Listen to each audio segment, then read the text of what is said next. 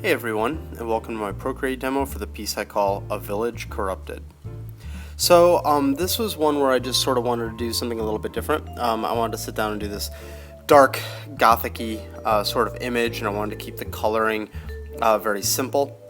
I had been, a couple weeks ago, I finally got into Bloodborne after sort of sitting on it for a while, and I started watching a bunch of old Castlevania speedruns, and I was like, okay, so this is clearly the mentality that I'm in right now, so I want to draw something along those lines. So you can see here that I just sort of start by roughing in a general body. You can see his hips look huge. That's because I sort of knew I wanted to give him like some bulky armor down there, and then I wanted the armor up top to be a little bit more form-fitting. And otherwise, it's just sort of me making a bunch of little decisions as I went. At one point there, you could see in his hair, he had like a big scar cutting through his hair, which I actually later put on a character at work that I was working on, but I ended up taking it out for this particular guy. This actually ended up spawning like a game idea for me that I've been thinking about quite a bit, that I'm obviously not going to go into detail on here because I'm still trying to flesh it all out, but this is sort of where my head's at lately. And so I've been doodling little characters here or there that might go along as sort of characters to this piece. And I'm pretty inspired by the whole idea. It's just about finding time to work on it, really. So as far as the design that I'm deciding on throughout this, there's just a couple of little elements here or there that I thought would be really fun to focus on, like the abundance of like buckles and straps throughout his armor. The fact that even though the armor looks like it's made of metal or something, it's very form-fitting. I wanted it to look like it was just really tight to the body. And then have this big flowing sort of red, it's not really a bandana, it's not really a scarf, it's just this giant thing of cloth that's sort of wrapped around him that sort of flows into the background. So the exact purpose of that from a functional point of view, I haven't exactly solved, but from a visual point of view, it's just simply imagine a character dashing around doing really cool stuff in the environment that he ends up being in, and then there's like a red cloak on him, or cloth on him. It's sort of just a way to track him visually in the world. My idea would be that the whole thing is extremely desaturated and very muted, aside from a couple of key colors. Right now the key color being red. It's sort of everybody's go-to key color, but it just sort of worked with the setting that I was going for. And otherwise, I just sort of plow through doing the tighter lines on this whole thing. So I'm actually going to bow out here on the audio for a second and just let the drawing go, and then I'll come back in when it gets to the coloring. So enjoy the drawing process.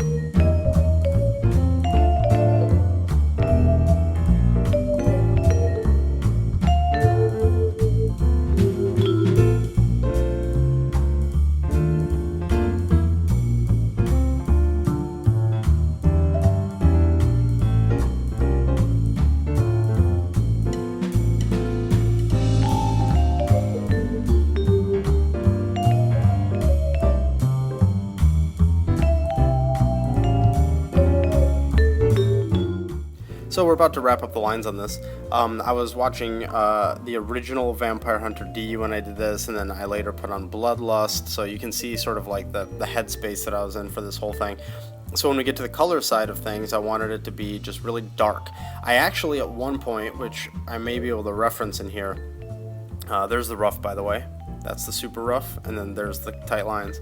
I actually at one point feel like I get too colorful and I start trying to desaturate things, but I try to do something different here. This is something I used to do years ago, and I wanted to bring it back for this piece, is I essentially establish a base layer, and that is the undertone for everything. Now, there's no rendering on this piece. It's basically just all flat. But what I do is I sort of pick like a skin color, and then I lower the opacity on it. I pick the red on this, and then I lower the opacity on it. And I keep doing that on everything so that it's all absorbing that underneath color, and it all feels like it's part of the same tone. And here you can see I use blonde. That's just because I wanted to be able to see it. And then I color shifted over to brown and start erasing away and lowering the opacity. So that's the mentality behind this entire thing, is trying to absorb that gray that's underneath, so that it can just feel unified, but then like also sort of like deliberately pulled back. That's why the undercolor is that gray. There are a couple layers here that are set to like a special layer blend mode. Like for instance, this white here is going to be set to, I think, soft light, and then I start lowering the opacity on that to adjust exactly how bright it is. But for the most part, everything here is just a normal layer that's had its opacity lowered. Also underneath that gray, I put like a brown, like sort of a rich brown. You might have seen it go by when I was doing the flatting, and then the gray that everything is absorbing actually has some holes in it, so that undertone is like this almost like rusted gray, which is kind of interesting. So really trying to do some special stuff throughout this, or different stuff I should say. Also, my iPad, or I should say Procreate specifically, crashed on me like 15 times during this piece. I don't really understand why, because it's fairly simplistic. I did a slightly different aspect ratio than I normally do, but that shouldn't really impact crashing that much. It's not very high res, or insanely high res I should say, so you're going to see a lot of jumps throughout the coloring portion of this, and I that's because it drops the recording whenever it crashes. It saves the art, which is obviously great, but it drops the recording. So you can see here I'm getting this cool look where I've got the rim light. It's like a dull rim light coming off of this dull gray background, and that was neat, and I really liked that, but I really wanted the piece to be super dark. So this is one of those identity crisis problems where I'm starting to put like cool effects like the blood, and I'm starting to get like some neat stuff going, but it's not hitting that like original tone that I was going for, which is fairly problematic. So now I go back to like darkening the background and then adding some of that dark background bleeding into the main piece, and I start sort of questioning things, and I'm putting color layers on. You can see all this crazy shit happening. Oh, and then I put those cool scars on him. I just think this character is pretty badass looking. Yeah, so here's where I get pissed and I write another crash. That's my 10th crash. So that was my 10th crash. I wanted to zoom in on the background here, because what I did was I just very haphazardly put in this background, and then I start going in and I'm just noodling in like tons of little details on the silhouettes of all of this. Again, I'm really sorry that it jumps around so damn much. It crashed a ton when I was doing that background, which is a huge bummer. So now here at the very end I throw in these sort of like monsters, these like figures lurking. It starts with these little white dots to be their eyes, but then I decide I want to make those actually red, and start putting like little shadowy figures in there. So you can, it's really small, but I think it sort of adds something if you notice it in the final piece. So last bit, I just put some smeared blood on his face. And that's basically it. I really had fun doing this one, and I'm going to do a lot more with this subject matter and this like world that I've started. So I hope you guys dig it, because you're going to see some more probably in the future. So thanks for watching. If you enjoyed the video, please consider liking and subscribing. And if you're looking for me on the internet, these are the places where you can find me. Also, I recently started an ArtStation page, so if you've got a minute and you enjoy using that site, please stop by and say hello.